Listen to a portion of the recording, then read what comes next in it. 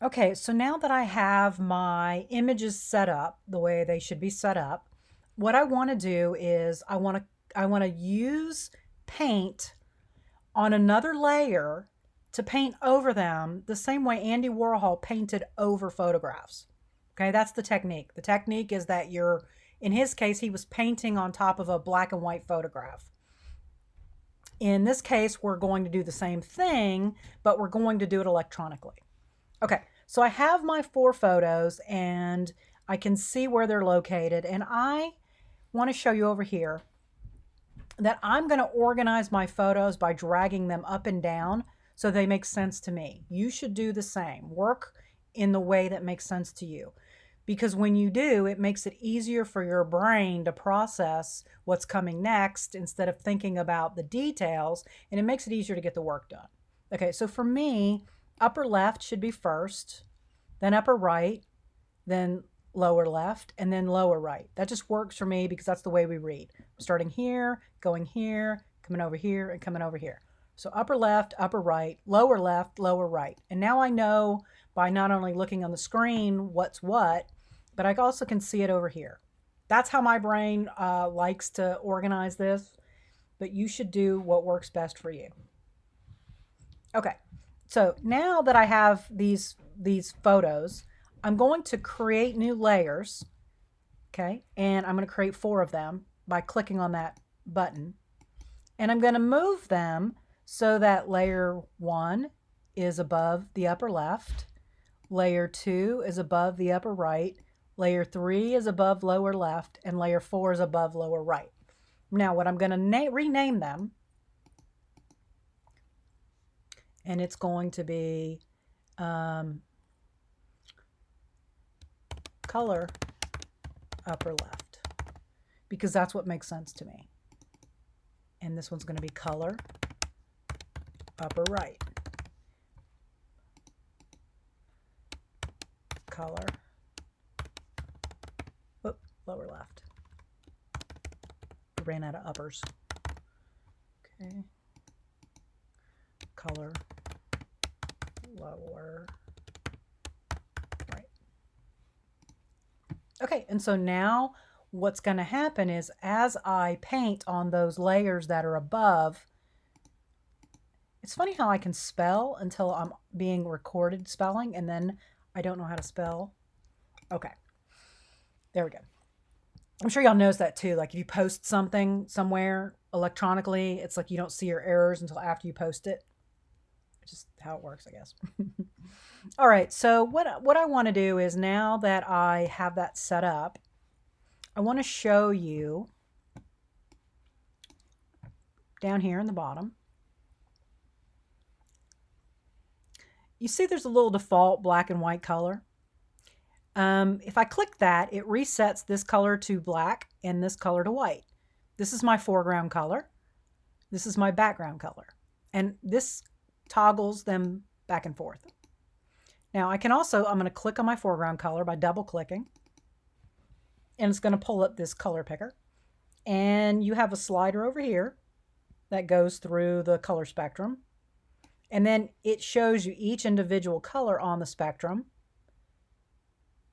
each individual hue on the spectrum, and its shades and its tints. And right, we're gonna go down this way to gray, to black. So it's got the shades and the tints and all the different colors that you can make from that hue. So in this case, the upper right hand corner is the pure hue. That's red. As I come this way, I'm adding white. As I come this way, I'm adding black.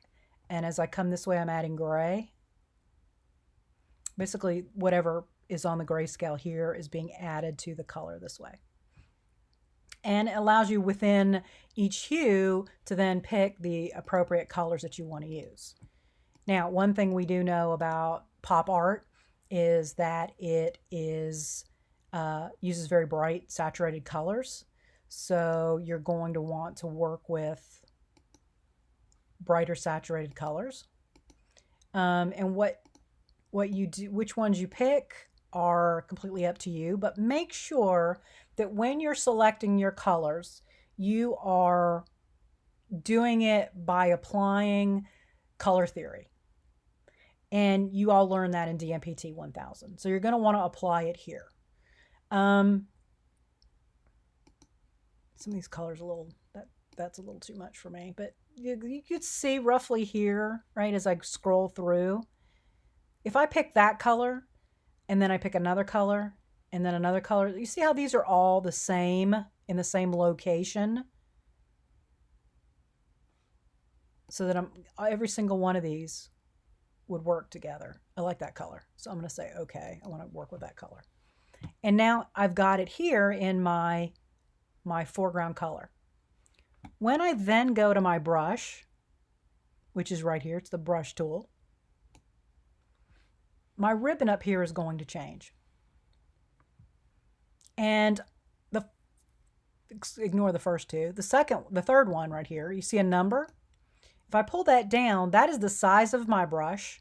And you can see, whoops, normally you can see it if you move over here. Maybe too big. There we go. No, it's not showing me. It used to. Photoshop made a lot of changes. Okay, it used to be that you could pull your brush over here and see it. I'm on that.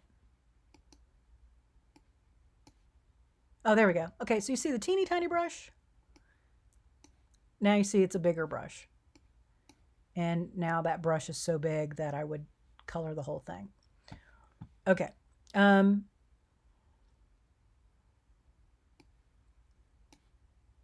All right, now that's probably a good size. Okay, so now the hardness and softness of the brush is right here. 100% is where the edges of the paint, I'm just going to click right here to show you, are very, very, very, zoom in there, are very defined. The color stops and the background starts. So my positive space and negative space are very defined by a very hard edge. If let's go back here, change this to 100% or 0%, this is now the difference of what happens in those brushes. Okay, say I did something, I didn't like it. You have undo.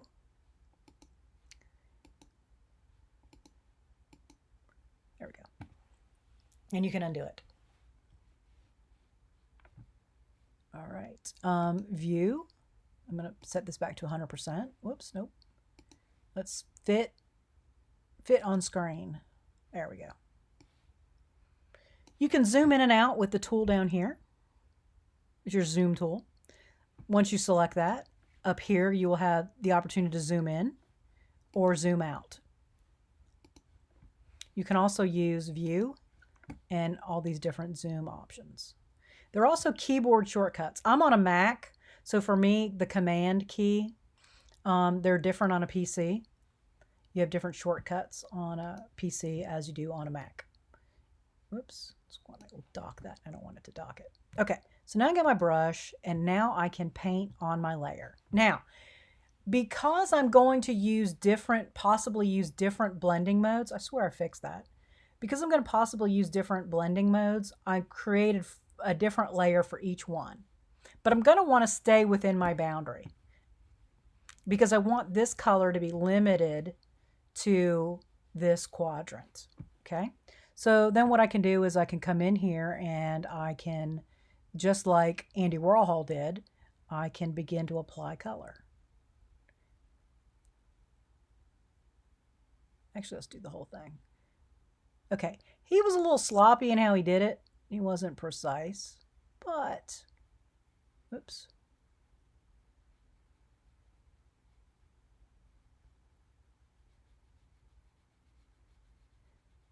You want to have a reason for doing what you're doing. Okay, so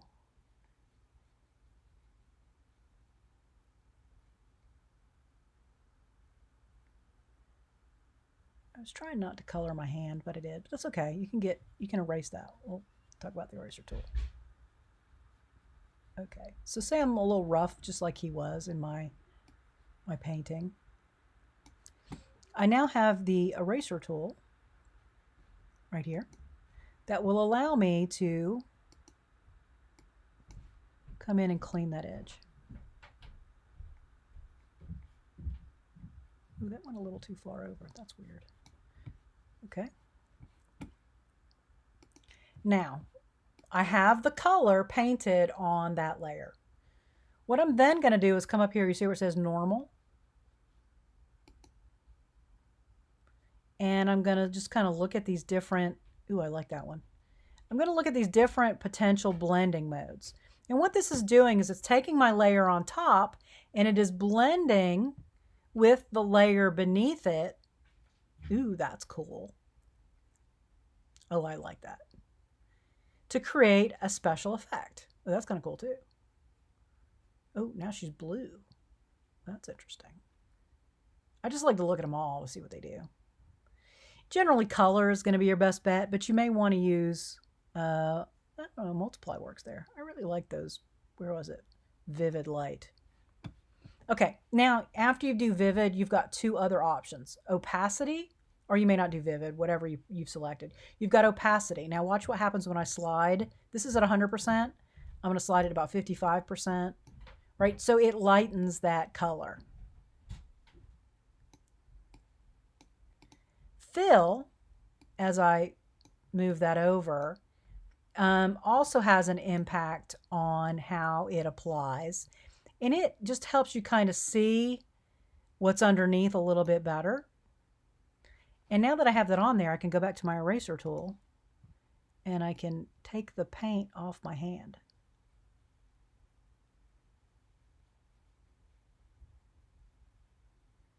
I just wanted that to be on my cat. Clean that up a little bit. And that in a nutshell is it. Okay, so you would just continue to work with painting on each individual layer until you achieve the effects that you want to achieve. Let's see. I click on this again. I'm going to change it to another color.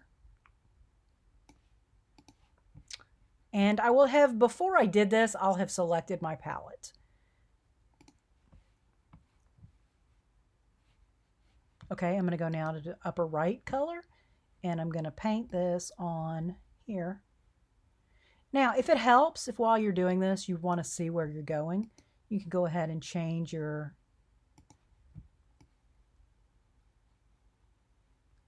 makes it a little easier to see what you're doing. Ooh, I really like that vivid. That's very pop arty.